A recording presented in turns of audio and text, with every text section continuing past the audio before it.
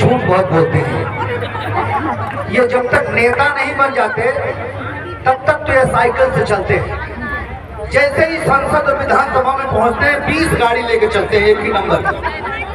फिर इनका भौकाल बदल जाता है और ये भूल जाते हैं कि ये गरीबी से निकले हैं। फिर सबसे ज्यादा नफरत ये गरीबों से ही करते हैं। इस देश को खतरा चीन से नहीं, इस देश को खतरा पाकिस्तान से नहीं, इस देश को खतरा यहाँ के कुछ नेताओं से ही है। देश को अगर बेचेंगे तो सिर्फ हमारे नेता ही बेचेंगे। ये गरीबी का फायदा तो उठाते हैं लेकिन अमीर बनते ही।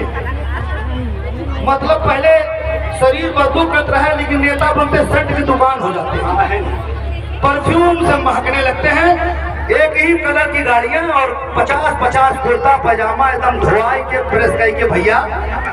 एक बाद उनके जाए ऑफिस में तो तुमसे मिले खातिर क्यों तैयार। ये आपकी जो शक्ति है। मैं 10 साल का था तब से मैं जातिवाद का विरोधी हूँ। मैं अपने नाम के आगे टाइगर लिखता हूँ, मनोज टाइगर, कुछ नहीं लिखता हूँ। मैं सबसे ज्यादा अगर नफरत मुझे किस चीज से है तो वो जातिवाद से। मैं सोशल मीडिया पर एक वीडियो डाला था, गनई चाचा, उनकी पत्नी जिंदा है, वो नहीं है। उनके घर के सामने हमारा हैंडपंप था और वो उनकी पत्नी बर्तन साफ कर रही थी। हमको प्यास लगा तो हम उसी में से गिलास उठा के अपने ट्यूबवेल से पानी भर के पीने लगे। और दूर खड़े थे, वहां से चिल्लाते हुए दौड़े, अरे बच्चा क्या हो गया। हम सोचे कि शायद हमसे कोई गलती हो गई हो। बोले अरे आप इस गिलास में पानी पी लिया। तो हुआ क्या। अरे आप बाबू साहब है, ठाकुर साहब। तो उस दिन मैं बचपन में 10 साल का 9 साल का रहा हूँगा, मैं वो रात सो नहीं पाया। मैं सोचा कि ऐसा मैं क्या गलत कर गया।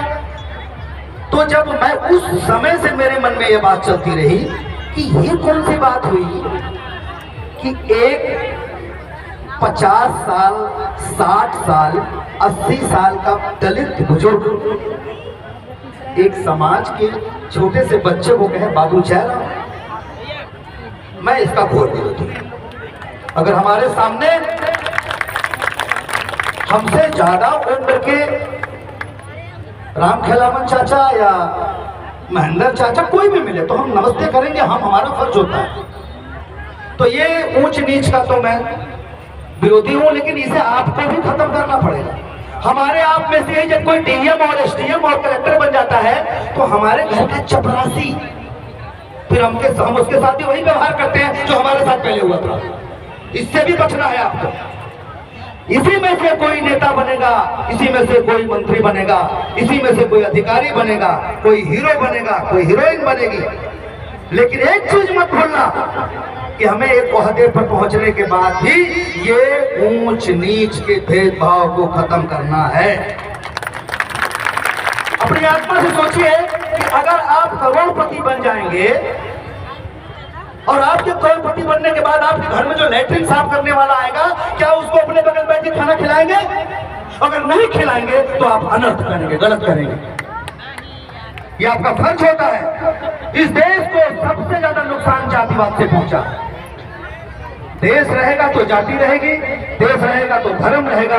जब देश ही नहीं रहेगा तो मैं ठाकुर साहब रहिए ना, बाबू साहब, पंडित जी ना फलाने ढमकाने क्यों रही ना, सब खत्म कहानी।